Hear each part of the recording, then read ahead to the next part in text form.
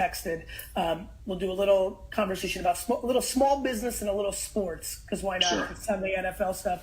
We could talk about the Jets game that just ended with the Browns. We could talk about a million different things, which I think would be fun because we've never really jammed like this before. But for the main thing, and Dustin, if you can throw up the URL right now, I know we've got it pinned elsewhere.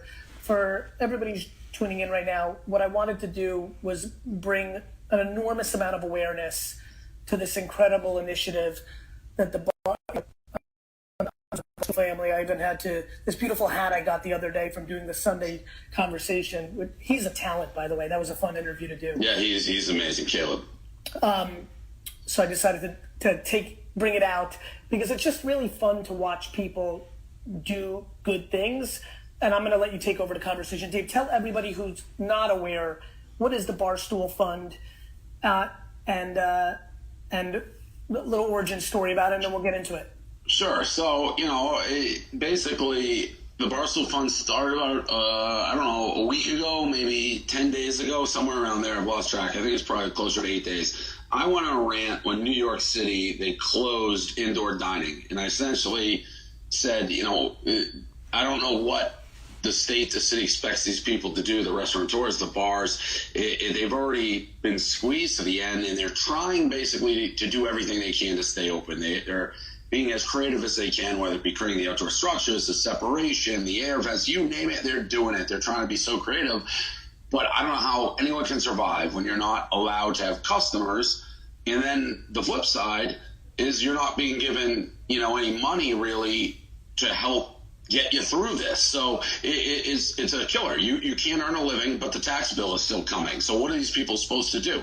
And I ranted about it. And a guy who I really wasn't familiar with, Marcus Lemonis, basically tweeted at me. He's like, hey, loudmouth, put your money where your mouth is. So, and he's like, I'll donate. If you start a fund and put $500K of your own money into it, I'll match it.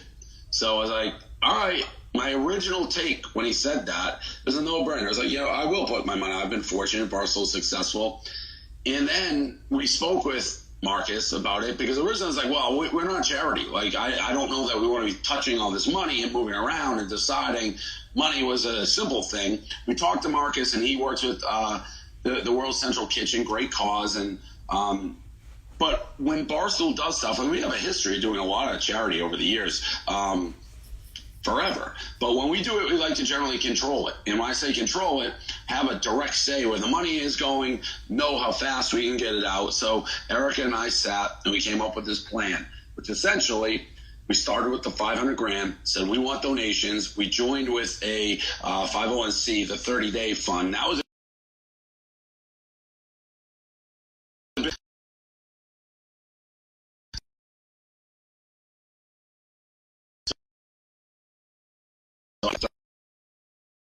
attention, and you can do whatever you want with the money. Tell us where the money goes, we'll send it. So that was step one.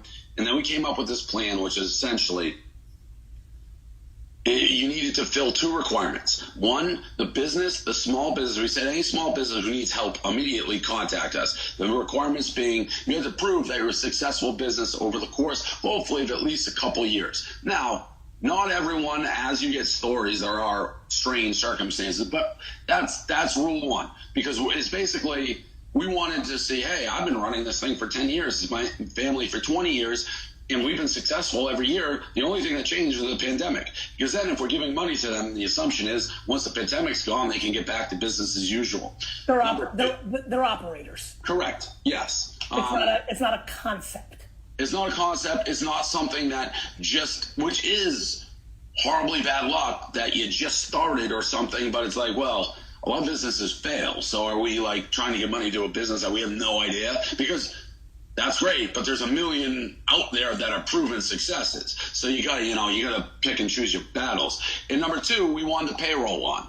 We wanted to see companies, owners, that were basically still paying their employees. A lot of them telling these stories like, I've gone into my savings, my retirement, I'm mortgaging stuff. Those speak to us all to keep their employees paid and fed and all that. So if you met those two requirements, from there, it's just feel. It's the story. It's the video that they provide with us. Who's on the committee? And by the way, everybody's watching or listening, please go to barstoolfund.com.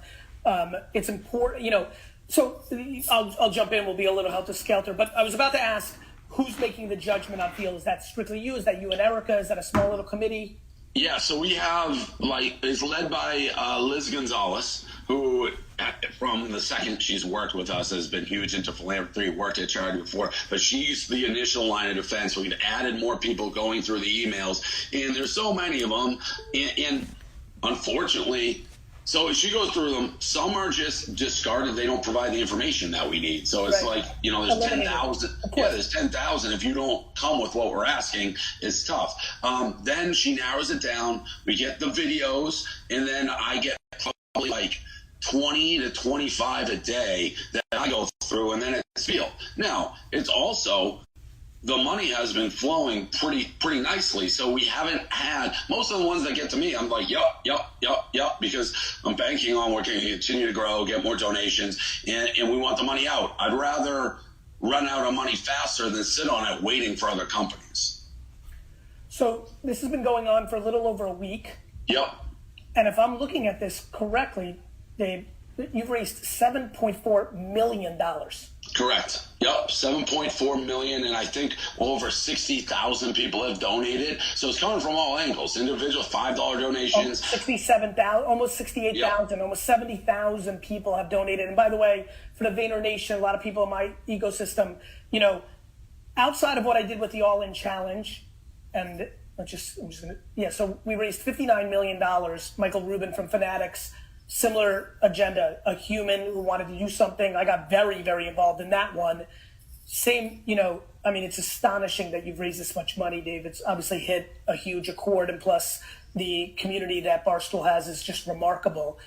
Normally 97, 8, 9% of the time when this happens in my life, I do what I did, which was, you gave the shout out, I DM'd you, we had a phone call, I made a commitment, but kind of knowing that I had this Sunday afternoon and just knowing my community. I actually have an inbox email from somebody who's matching my donation from another company that I'm working with. That's great, and that's why I wanted to do it, and that's one of the things why I reached out to you. So, and another thing I've been doing, I didn't do it to you because I apologize, Dave. I apologize. So, final thought on that. Everybody who's watching right now, if you have the ability to support the small businesses that I kind of kick some tires, and I love the way they're going through this. They're really, I think the dollars are going to the right places. The reason I'm so involved in Charity Water and Pencil Promise is the money goes to the thing. It's not the 30% of the money going to the infrastructure. If you're lucky enough, and this is really why we want to, and thank you for coming on, Dave. What I wanted to do was really just give a shout out to my community and saying, hey, if you can give anything, and especially this is really where I'm at because I get 1,000 emails like this a month, which is the greatest gift of my life. If I've given you advice, whether it's sports cards or whether it's been social media or TikTok, and you felt an economic impact, if you're in a place where you can give 1% of that back into the Barstool Fund right now by going to the website, it would mean the world to me. I just think doing the right thing is always the right thing. And so please consider that. If you can't, then that's remarkable. I understand, but I wanted to bring awareness tonight as well. So go ahead, my friend. Yeah, and even I echo what I think is driving that and driving the money and why you were just so passionately. The videos that we're putting out, when we call and tell these business owners, hey, the fund's going to be there, and we tell them, which I don't think I said the first time, we're not just there for 1 month. We're just not there for 2. We're going to be there till the economy opens up and you can run your business, because what is the point of giving somebody a check in 1 month and then you disappear in month 3 and they're right back in the same spot? So they're in trouble. We lose the money. So we have this expanding payroll basically now. So everyone who's in the fund, they can depend on us for that nut. We get all their tax. So it's a lot on our end. Like our finance with Gia, shout out to her. She's getting their, taxes, their rent. You're really auditing this businesses. You're probably making a 9 month, if I was part of the team, I'd say, hey, let's project 9 months. Because, I think that's best case scenario. September, shit gets back to normal. you're running those numbers. By the way, Hugo, I see you in the comments. Yes, that was me just sending the text. Dave and I were doing our promotions right before we went on. That was my 2 fucking fingers, brother. Go ahead. Yeah. So that's part of it. And then if you see the story, if you watch the videos and the reactions, that like there's some that's saying there's a dry cleaner. I see you doing the FaceTimes, right? Yes. So you're fucking crying and shit. Yes, it's like the move the bus thing when they moved the bus on that old house show, and but they don't know I'm calling. So it's a little complicated because FaceTime actually doesn't let you do voice record. So I have another guy who stands behind me. I do it, and then we merge the sound together. But it's the most impactful marketing we can possibly have. I mean, these people are breaking down, and you see the stress of these business owners. Dave, some people in the comments, because I'm reading along on all platforms. Thank you, everybody who's on Twitch, Facebook, all the platforms, LinkedIn. Some people are saying they can give any amount. Is that correct? Any amount, yes. Yep. Fantastic. Any amount. You can absolutely give more chocolate 24. You can give any amount. I just want to, again, thank everybody who's willing to give from the goodness of their heart. Dave, what stood out? What have you learned in a week? And then, by the way, I know a lot of people are asking for us to do a little entertainment. We'll talk a little sports in a minute. I actually want to see where you are on the sports card thing because I've been dying to ask you about that. But anyway, what's stood out? The hardest part, I think, and it shouldn't be surprising, is these small business owners really don't want the money. Like, they need it, but there's an element, like, I try my best not to call this.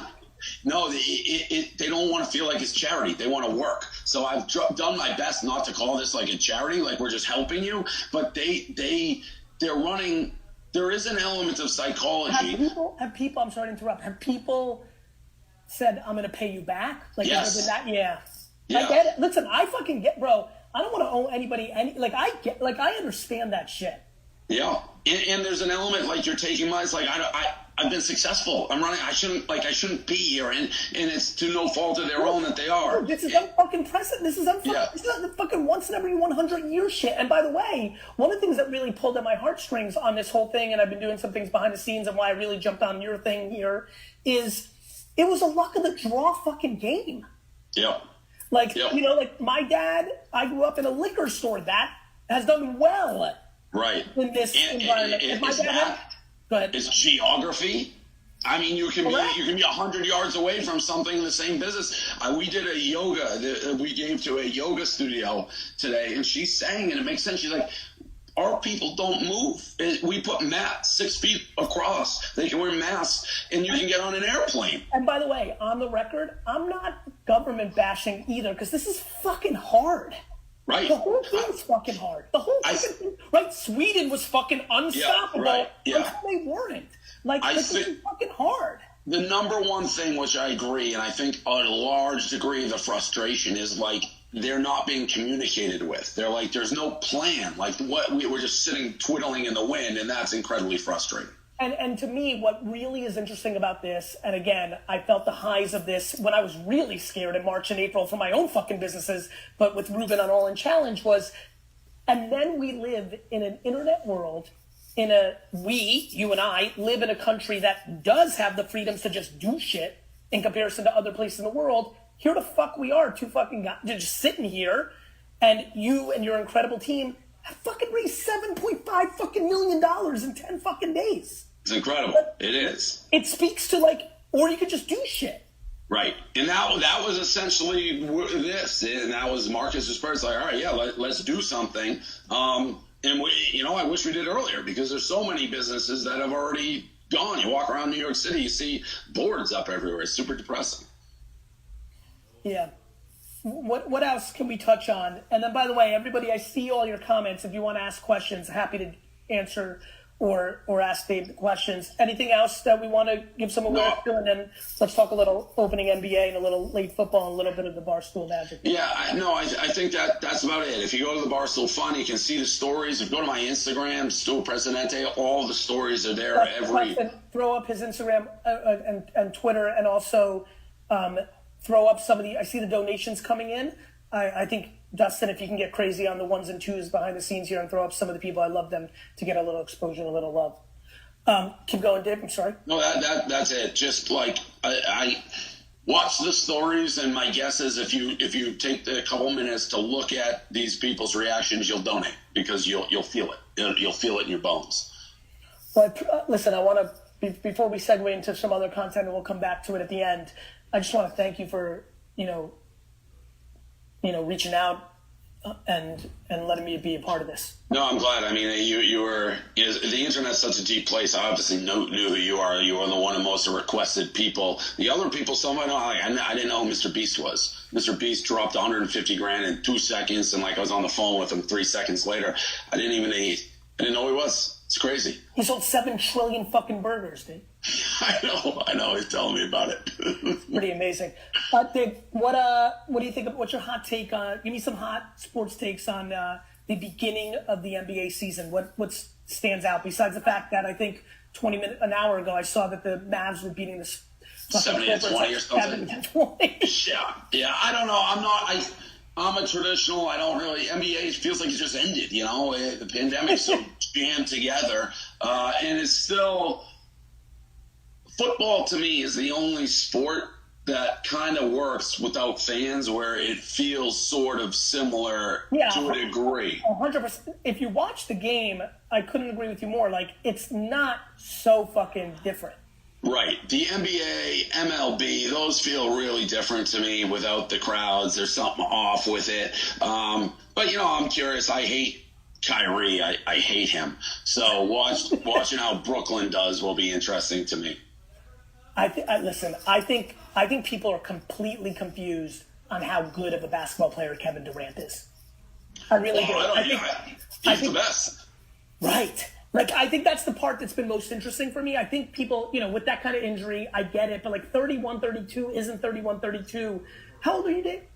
I'm 43. Perfect. So I'm 45. So when we grew up, those ages, because these guys weren't working out like this, taking care of themselves. You started getting into those ages, things happen. But now? Yeah, and they have the surgeries and the technologies and the bounce. I mean, there's guys bounce back in less than a year for injuries like knee injuries that would be career enders. Correct. What's your Super Bowl prediction right this half second? I'm going to say Buffalo and the Saints.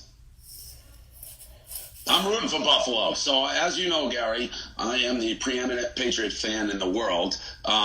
Ironically, Bob and Jonathan Kraft called me 10 minutes apart without knowing they were calling me to donate this morning. They had no idea the other one called. I love Buffalo fans. I love them. I love the city. I hope for their sake they can get there, and I'm rooting for it. It's the first time ever the Patriots, they're not involved, so I don't have hate towards anybody else. It's I'm just watching from the sidelines. So I'm rooting for Buffalo, and I think they're pretty good. The Chiefs, I think, could be got. Yeah, so I'm a little bit in a different place than you. Yeah, you're in a funny laugh out loud, laugh at you place. I'm in a place where, I want to punch Josh Allen in the fucking face. I said to my friend Lou today, I'm like, it's going to be Buffalo and Tampa, and I'm not even going to watch that fucking game. I'm in such a dog shit place. All those years when Buffalo and Miami were straight dog shit. Dog shit. But it was the 2 decades to be dog shit because it didn't matter. Right. That's what the second best team in that division for all that time. You weren't getting past New England. And so now, finally, the fucking turntable turns. Finally, Tom's out of there. Finally, there's a glimmer of something. And what happens? Buffalo and fucking Miami are rising, and I'm in straight dog shit land. I'm so fucking... Being a the Knicks fan for the last 20 years is really fucking interesting shit. Yeah, it's bad. One of my good friends is the Jets GM, Joe Douglas. So he's the best. I love Joe so fucking much. Honestly, the only thing that is even making me kind of cool is I believe in Joe so much. I'm devastated. Listen, I don't think you can even begin to truly analyze Sam Darnold. I don't know what. It's not that I wanted Trevor Lawrence. I wanted Joe to have the option to be able to trade it for 7 top 100 picks if he wanted to continue down the Darnold path. But I'll be texting Joe every day starting probably right after this call to trade the second pick for a haul, because I think we have so many things we have to build around. Yeah, he went to school with one of my best friends at Richmond. Yeah, Richmond. So I've known him forever, like Newport Summers back, college years. I've known him forever since his first job. So yeah, I actually don't hate Darnold. I don't think I agree with you. I don't think you can evaluate him yet. He's younger than Joe fucking Burrow. The kid's a baby. Yeah. The Jets have been so bad. So bad. Like, it's tough. Anyway, I'm fucking sick of that. So let's talk about something else. What do you think about all the exhibition What's your take on all this stuff we're seeing in the... It's brilliant. And so I bought a boxing league, not like that, but we bought something called the Rough and Rowdy probably 4 years ago. This is if you talk to Erica about this, about 3 years ago, she was in my office, we were talking about something else. I actually think what you did with that is actually the seed and precursor to what we're seeing. I actually think Barstool is not getting enough credit. And not that you're out there for credit or things. It's always execution. Right. But, those pay-per-view numbers, I would watch 9 hours of YouTube videos of 2 random fucking guys trying to punch each other, bare knuckle Kimba, slice. The old Kimba. And that's what's his name? That's how the guy who's Masvidal is one of those guys. Right. So, to me, I thought you created the precursor in a lot of ways to the pay-per-view. Then the Paul brothers have built on top of it. And now we're, really in, real land. And I think it's, really a fucking thing. It is. And we actually tried to get Jake Paul to fight in Rough and Rowdy way back when. I agree it's a thing. And I think Jake Paul's next fight is going to be enormous because of what he did in his last one. Where the bubble bursts is if people start to be like, well, these guys can't fight.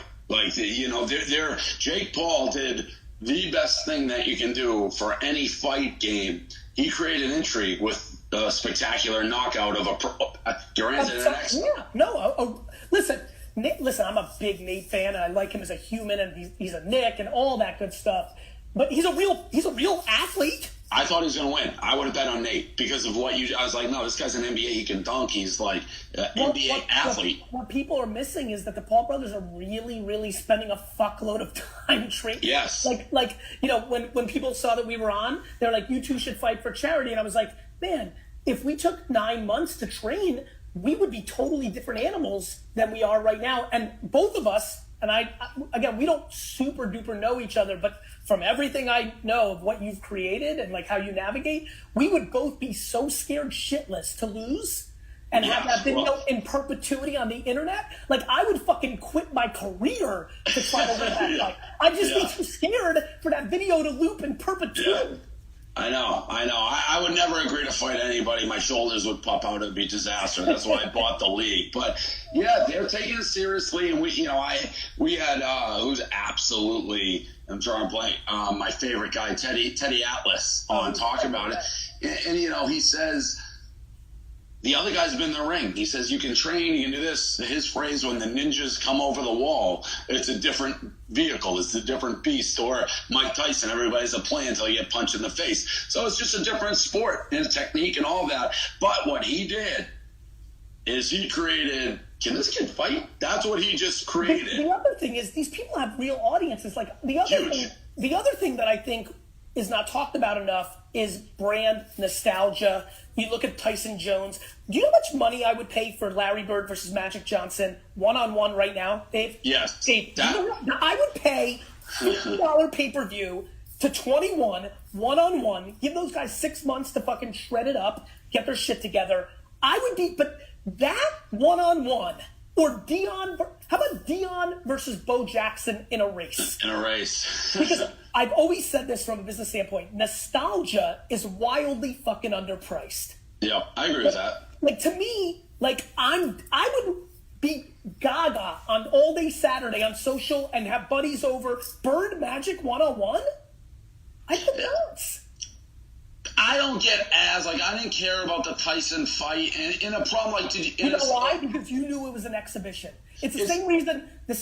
You knew that Jake and Nate were fighting. Whereas there's very different rules. I think that has the ability to undermine the Mayweather Logan Paul fight because it's an exhibition. It's different than what Jake and Nate did. So then you have to do, and you're right on that, because even if you looked at like the Tiger versus Phil, that sucked because they didn't care, and it's like they're joking around.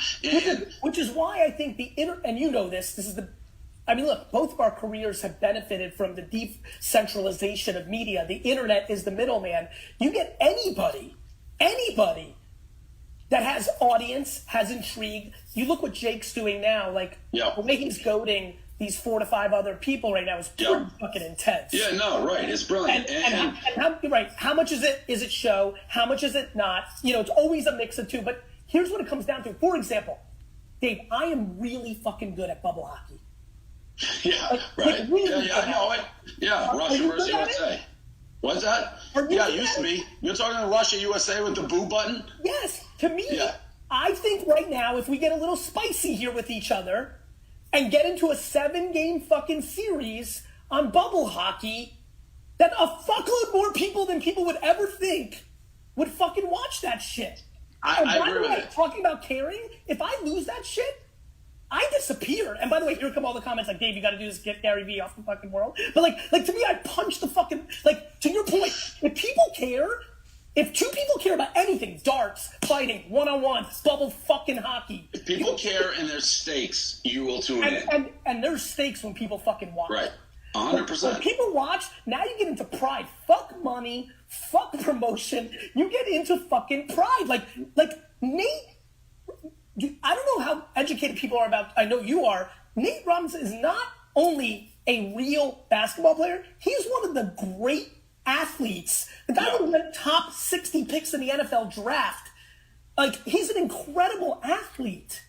That's why it was so stunning to me, yes. And now what's his legacy? It could be him lying on the ground. It's crazy. This is what really upsets me because I love him so much. To me, his legacy, like that image, is hard to fucking erase. Yes. The guy's won slam dunk contests. He's done incredible things.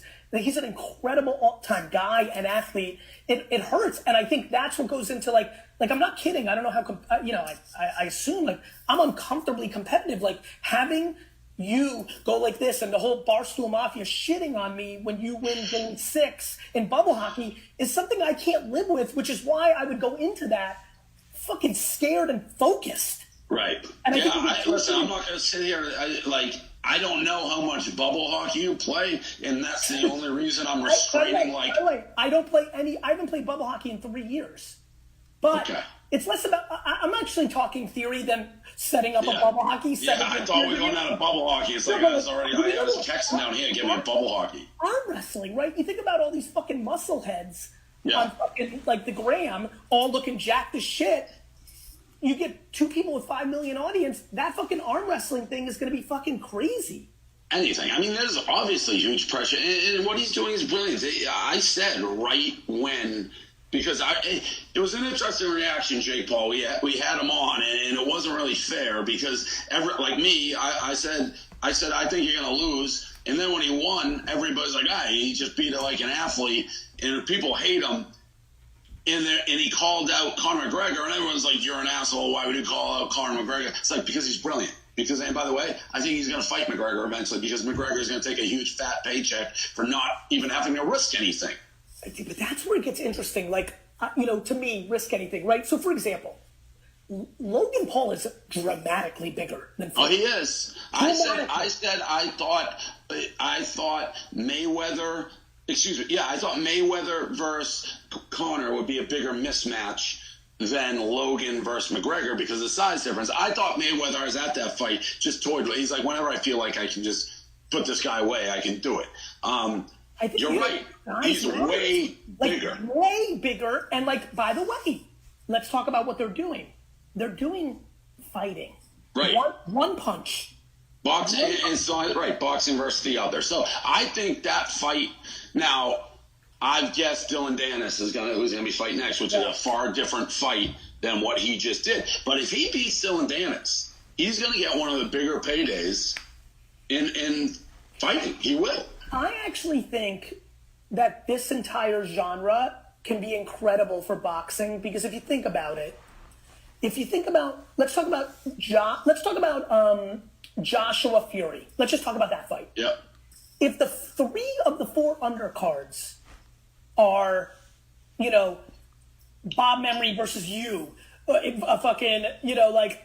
I don't even like my name being said in the same sentence with that guy. Now that guy, my shows didn't pop out, but go ahead. But I'm saying people that are popping, right? People that are popping.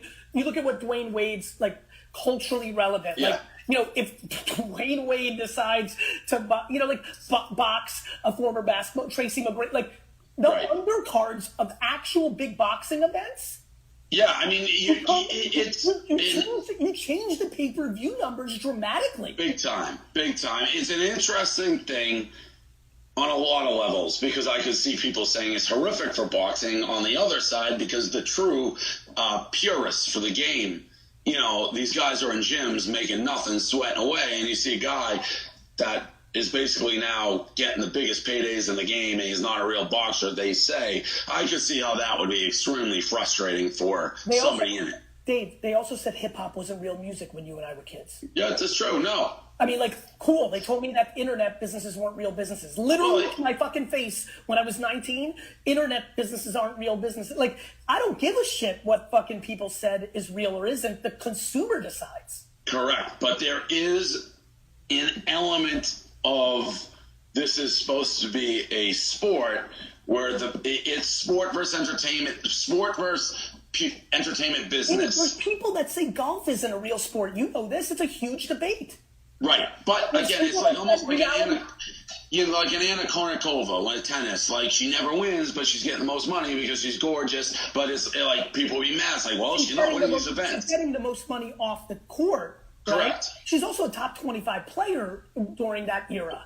Yes, but it is that dynamic. Like, if I was sweating my ass off in the gym with no followers, and I know I can go beat him easily, and I see him get all the headlines on I'd be furious. You spent a decade building an audience.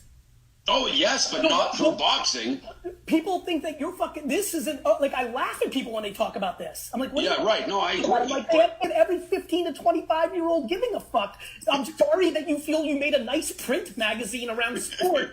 Like, fuck you. Like, the consumer decides. Now, on the flip side, I'll watch the Canelo fight and love the defense. And I both are super fascinating to me. Like I'm actually a humongous boxing fan and actually love defensive fighters. Everybody hates them because I'm fascinated. I mean, Pernell Whitaker was my favorite fighter growing up.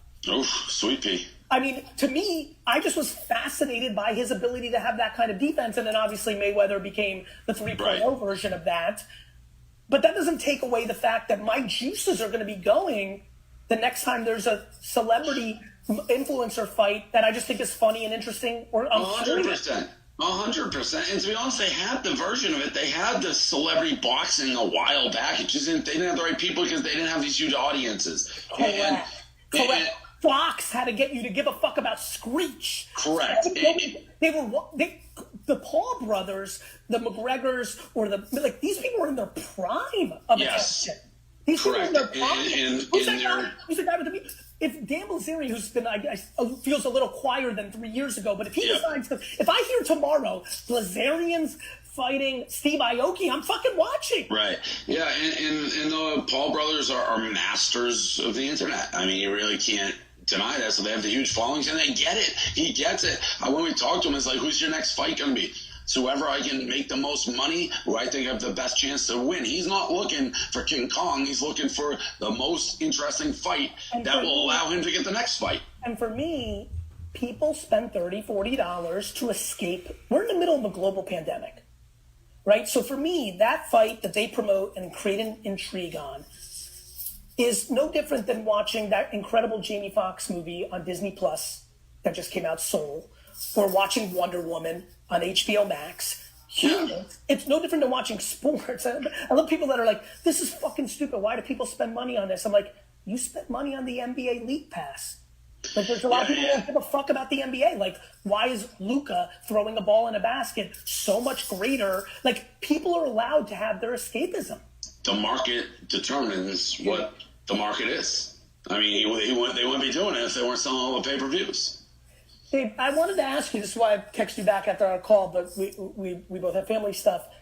Have you seen the sports card thing? Has that hit your radar? Now that I know that you're 43, it means you lived through. Yeah, I thought I was going to retire on Phil Plantier rookie cards. No, bro, you were more of a Mike fucking Greenwell and Ellis Burks.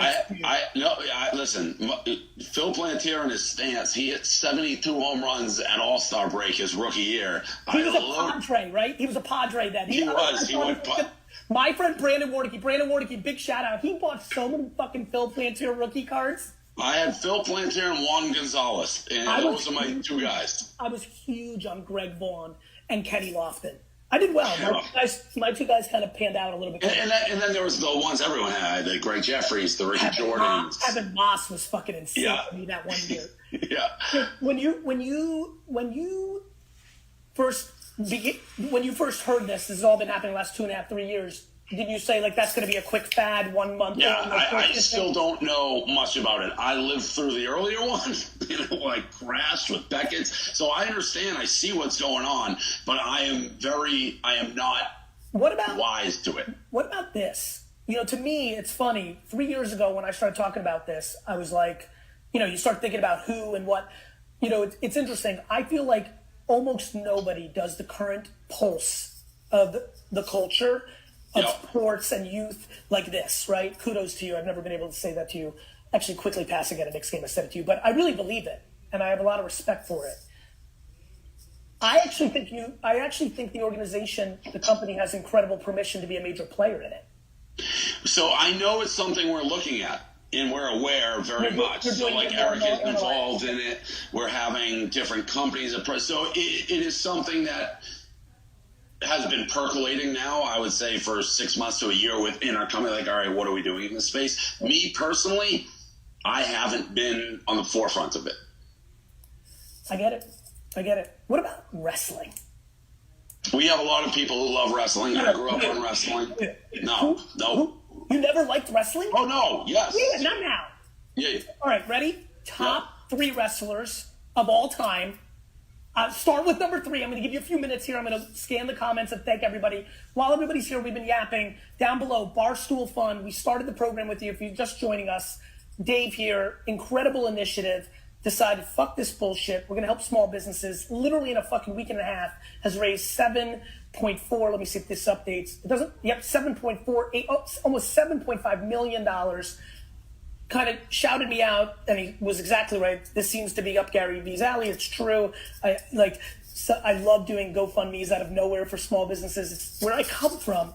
I kind of made a commitment behind the scenes. I also then wanted to jam tonight and just bring a little awareness. R.I.P. Phil Necro. I see that. That's a great call. That's our era. But we've been just yapping and kind of entertaining a little bit here about sports, which I'm having fun with. I'm giving Dave a few minutes to think through because it's an incredibly important question. Top 3 of all time. Yeah, I don't know if I'm allowed to do this, but I have 2 sets of answers. Okay, I'm gonna play with you here. Tell me before. Don't answer anything. By the way, the person who just said bushwhackers fucking got me fired up. But what do you explain to me? So I have an early era. I have like King Kong Bundy, the Iron Sheik. No, you gotta blend the golden era with the attitude. All of it. So you gotta go Stone Cold, The Rock, all together. You're 43, which means you're in pocket for the Hogan era, and you're in pocket for Stone Cold and The Rock. Like, you're perfect for this question. Yeah. Take a second. Are they my favorites? These are your favorite top 3 wrestlers. So it has nothing. Okay. You don't have to win a debate on merit. Your top 3 favorite wrestlers of all time. Let's go with number 3. Yeah. This is a ridiculous answer, but he made me laugh every time he got in the ring. Is Iron Mike Sharp. I love him. Iron Mike. Yeah, and he always lost. He's always had like a thing, but he never won. You remember K9 and Barry Horowitz? They were all the same fucking guys. They would lose. All right, beautiful. Dave, honestly, we're getting to know each other here. That has built a lot of equity with me. Iron fucking Mike Sharp. Remember? Iron Mike Sharp. You go, Great answer. Beautiful. Number 2. I love Junkyard Dog. Junkyard Dog. You loved the fucking chain. Yes, and I love his entrance music. Another One Bites the Dust. I loved his entrance music. Remember when he was on his little fours and he would headbutt? Yep. No, he was the best.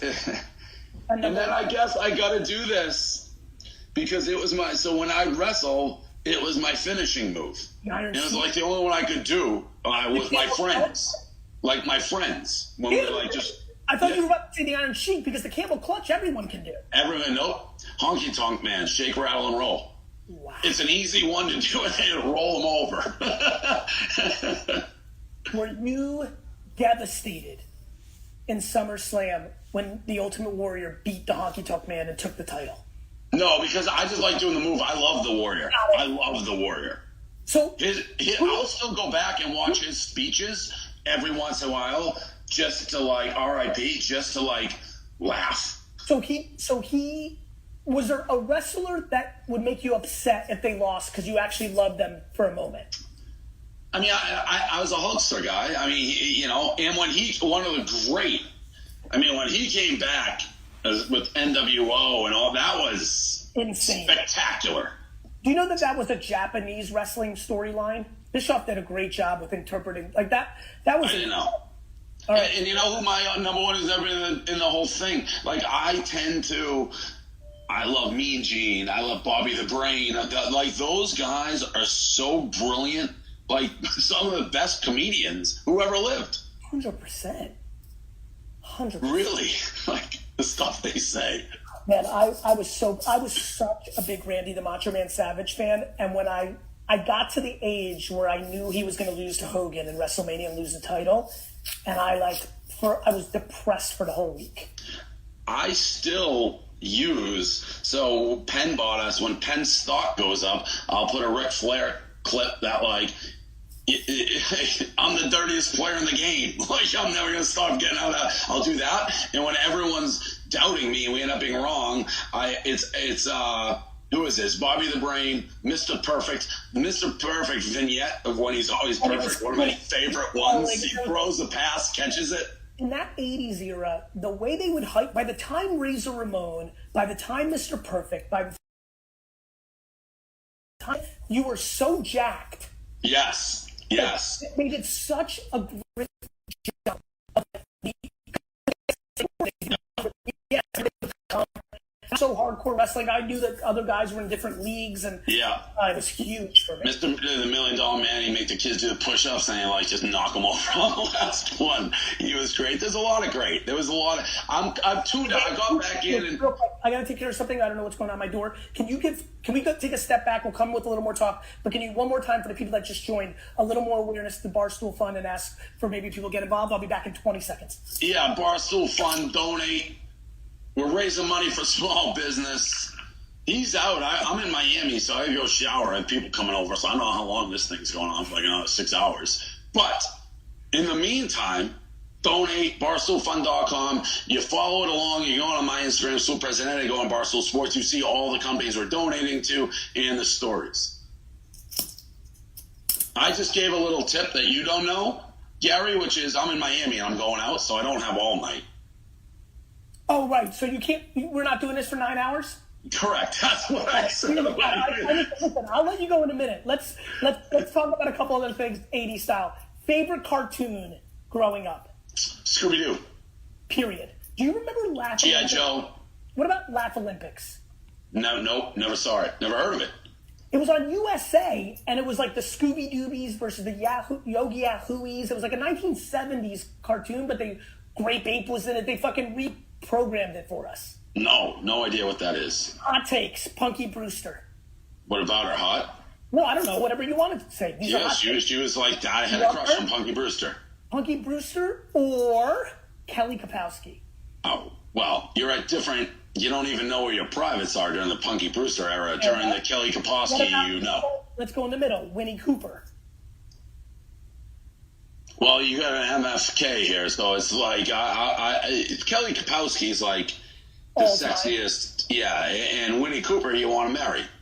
I understand. What about He-Man? We're big on it. Favorite character? I had He-Man. I had Skeletor. Who? Boss Man. Remember he was all like Moss. What about Stinkor? Remember his action figure smelled? Yes, I vaguely remember those. I had a bunch of those. I had the Transformers I was big with, Dinobots. I had all the stuff. The last time you cried because of a sports loss. I'll give you mine while you're thinking. Game 6, Red Sox. Bill Buckner. You cried. Yeah. Of course. You were fucking young. Yeah. Yeah. It's hard to cry, Gary, when my teams win like every year. Actually, that's a good segue. Let's play a little bit. So last time you cried was Bill Buckner Game 6, which makes a ton of sense. You were 9, I think. Yep. If I got my math right. That was 86. I was 11. 86. I was born in 75. Yeah, because it was 12 at 89. Yes, correct. So that makes a ton of sense. I can't even fathom that. Literally fucking fathom that. The last time I cried was week 1 of the week 1. This is crazy. Week 1 of the 97, 98 or 98 season when the Jets lost to the 49ers. When Garrison Hurst had a 98-yard run in overtime, because I was so convinced that that was going to be our squad, and I literally cried. I was 22 fucking years old. I have a video. People who know me are going to call bullshit on this, because there's a video the Patriots lost to the Chiefs in New England, and I was at the game. It was a regular season game, and it was in the midst of our dynasty, and I was having an allergic reaction. When you guys got blown the fuck out. No, it was in New England. It was when Goodell was there with the towels. What was that the game when we lost that game, but we lost in Kansas City when everyone's like the dynasty's dead. But I was having an allergic reaction, so it looked like I was crying. So I just took my camera and made a phone, and it seemed like I was crying. And everyone was like, "Oh, it's a regular season game." You're 43 years old as a Boston fan. I have a really interesting question. So I actually genuinely enjoy the process of trying to win. Like, it's fun for me. I really do. To your point, and what an incredible run it's been for Boston sports over the last 2 decades. Do you feel like when you were chasing it as a kid, because there was so much bad luck, and you had sad things happen, Lewis' death for the Celtics, and there was, I remember when the Pats were 1-15 and the only win was against the Jets. You lost the Super Bowl to Green Bay. Is it different now that you've won all the rings? Is it different? It has to be. I think the Red Sox is different. The Patriots, right? What's that? For sure. Yeah. The chase was almost as fun. Then you catch the girls, and they won a bunch. The Patriots are different, and I'm most closely associated with them, and I have a rivalry.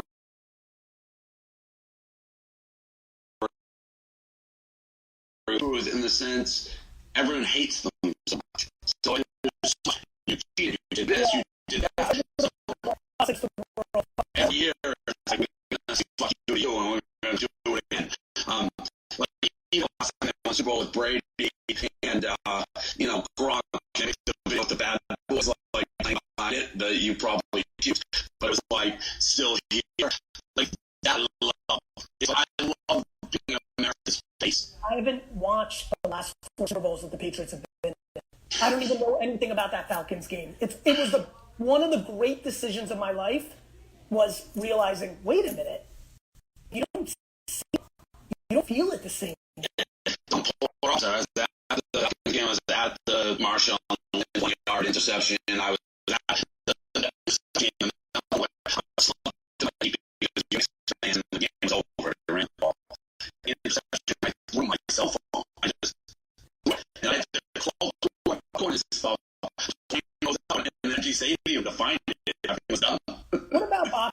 I'm going to let you go in a second. Real quick, is on here. I'm screaming about a couple things. Barstool really hit me. Really hit me here. I'm a huge fan of Erica, the CEO of Barstool. I've known her a long time. I admire so much of what this man who's with me, Dave, and that whole crew, KFC and fucking Cat. Just great execution. Just a lot of execution for winners that win, and media execution. But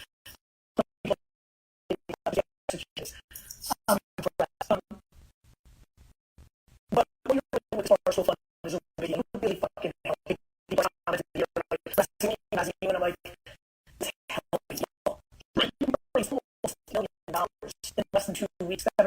directly to businesses who literally potentially would be going out of business after spending their blood, sweat, and tears for decades sometimes into a business on something that you can't control.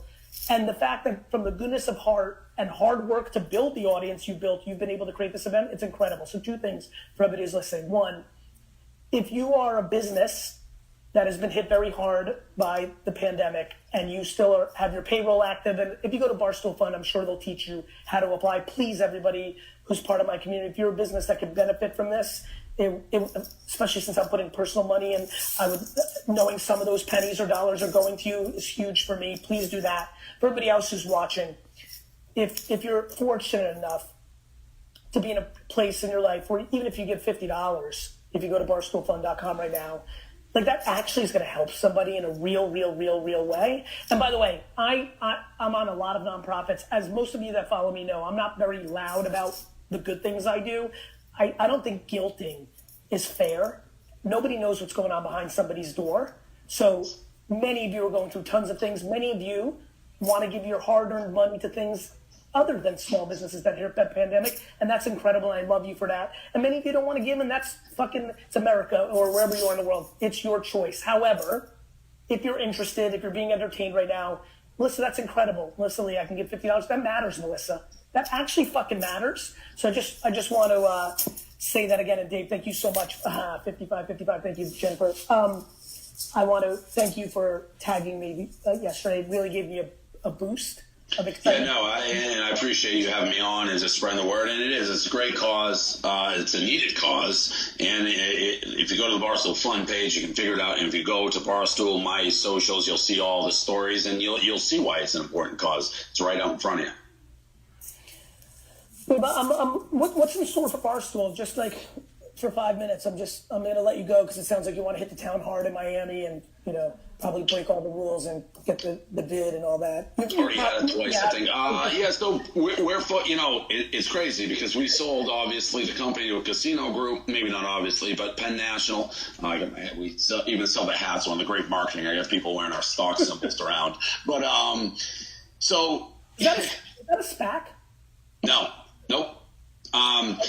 It's been crazy. The stock of 26 when they did the acquisition went to 40. Corona hit, it went to 4, and it's at 95 right now, all in the span of a year. It's been crazy. So, but the casinos were shut down. They're opening, so we're supposed to be launching the sports book. Sports gambling is legal. So as states legalize it, my focus will be getting our audience, our crowd, playing with us. So that's a huge focus of ours. It's funny. Do you know one of the biggest reasons I thought sports cards would come back 3 years ago was because of gambling? Why?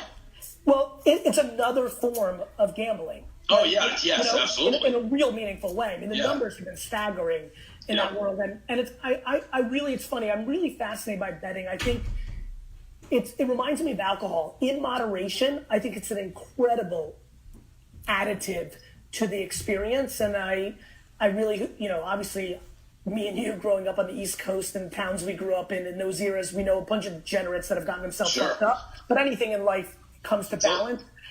It's a legalized vice. I mean, it's alcohol, it's gambling, weed now. That's what it is. Pizza's a big thing in your life. I'm going to let you go in a second. A bunch of people are like, you two need to do a pizza and wine thing. I think that's actually a fun idea. Huge. Pizza may be like the number one thing people know me by. Yeah, you really hit like a moment there. It felt like about 18 months ago. I'm trying to remember when it hit my Still going. We do it. I do it every day. I eat pizza on the site almost every single day. The pizza community knows me. You rate it.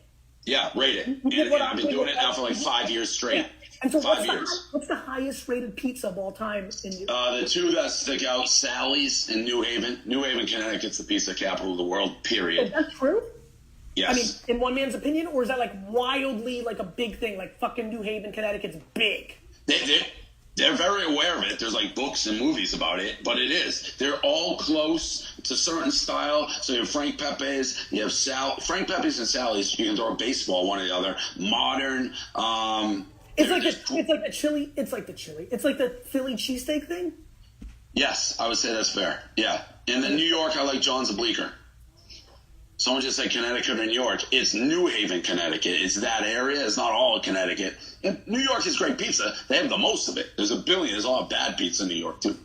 if Kraft moved the team to Hartford or wherever the fuck he was talking about moving him to way back when he first bought him, do you think you'd be a Patriots fan or would you have been pissed?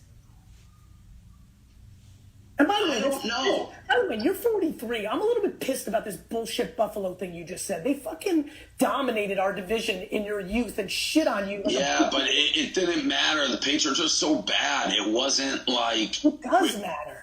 No, It didn't matter to you. Respect. I want to punch Thurman Thomas in the throat. The Patriots were the worst, like, franchise of all time. So they were just a laughing stock. So it sucked. But it didn't matter if it was the Bills. It didn't matter if it was the 49ers. It didn't matter if it was the Cowboys. Like, the Patriots aren't going to beat these guys. Now, like, But they were in your division. Yeah, but there wasn't like what you have, this angst that I can see in your face with, Angst? It's not fucking angst, brother. It's like fucking anger. Parcells and Belichick and Spygate. There's that history together that didn't exist with the Bills. Other than they shit on you for like 30, you lost like 30 games in a row. Yeah, but we lost everybody. We were terrible. All right, Gary, I'm going out. What are you going to do tonight? I need full details. Like, give me There's a place called... Let me live vicariously through your... Kiki on the River. I've never been. It's a big Sunday night spot, so I'm supposed to be meeting people. I haven't showered in I'm a disaster, and I'm meeting people in 45 minutes. I hope you have a really good time. Happy New Year. Thank you. Thank you for stepping up and doing this for small businesses. Thanks for having me on. I'll hit you up. I've got more things I want to do. In the whole Vaynerchuk world, we have a small agency called the Sasha Group, which I do for small businesses. I named it after my dad. I'm going to talk to the president of that company, and we're going to do something in addition to what I did personally with you over the phone. And I wish you continued success with this, and I hope you have a great New Year's. Thank you. I appreciate it. You too.